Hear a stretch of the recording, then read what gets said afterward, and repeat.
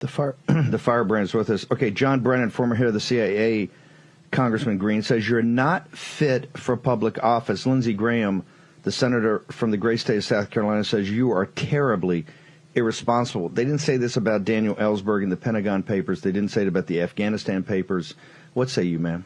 To be honest, we all should have saw this coming. Marjorie Taylor Greene is going off in a completely unhinged way, just attacking other Republicans. Because of course, as the Republicans are coping and seething over the fact that they are all deeply, deeply unpopular, their only choice is to focus on attacking each other at this point.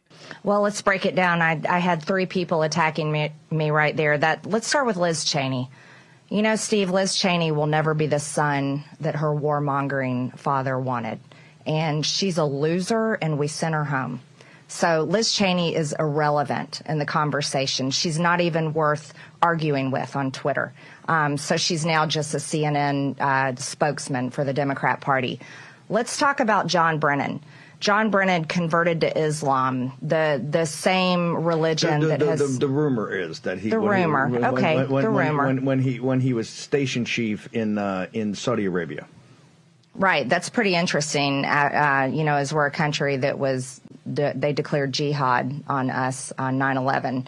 And John Brennan has orchestrated more damage through being when he was director of the CIA. You're not a fan of his term as CIA director? Absolutely not. So that clip with Marjorie Taylor Greene was like so unhinged because it's just a response to somebody saying that she's unqualified, which I personally agree with. Like fundamentally, Marjorie Taylor Greene just loves like swimming in like conspiracy theories and just spreading all this deranged propaganda. But you see, when you have other Republicans that are trying to be the principled, responsible Republicans that criticize the outliers that are, oh, so radical, what you end up getting is the rabid Republican base just jumping on board with all of these ridiculous over-the-top personal attacks. I mean, quite literally, that is how Trump got elected to president. And so now, of course, Marjorie Taylor Greene is coming with the same strategy, although to call it a strategy, I think is to put too much thoughts into her head. I think quite literally this is just how she thinks about the world. Anytime anybody does anything that's slightly against Marjorie Taylor Greene, she has to invent some sort of conspiracy theory or attack them personally, going after Liz Cheney,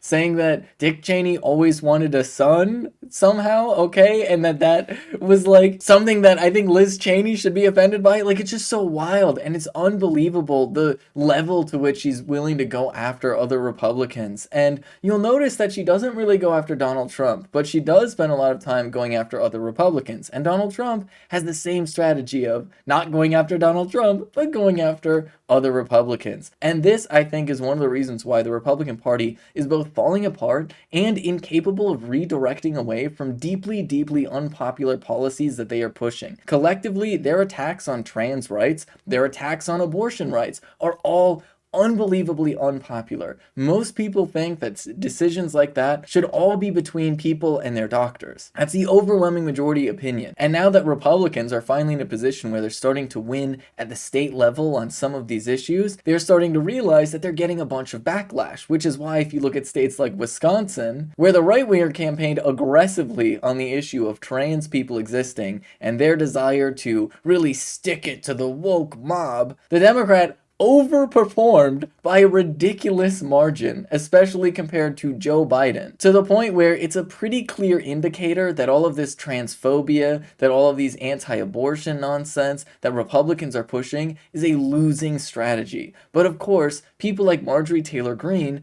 and the extremists within the party that just delve into conspiracy theories and peddle in nonsense have no interest in reality, they have no interest in poll numbers, and when Republicans try to reel them in a little bit and say, hey, we're losing here really, really bad, they have fundamentally lost their ability to have any type of control over the party. And people like Marjorie Taylor Greene just lash out at them, weaponizing their increasingly alienated and extremist base as the Republican Party just sort of withers away at this point. So I think really in this moment, this is very much a let them fight moment, because while obviously everything that Marjorie Taylor Greene is saying is deeply unhinged, so is like the other Republicans who are the moderate or reasonable Republicans Republicans. They hate poor people just as much as any other Republican. So when they're fighting each other and tearing each other apart, reducing support for the Republican Party by pushing policies that nobody asks for, hopefully, fingers crossed, it will lead to a massive electoral failure for the Republican Party across the country. And then hopefully we can take a breath as a country and maybe perhaps start dealing with the real issues that we are facing as a society.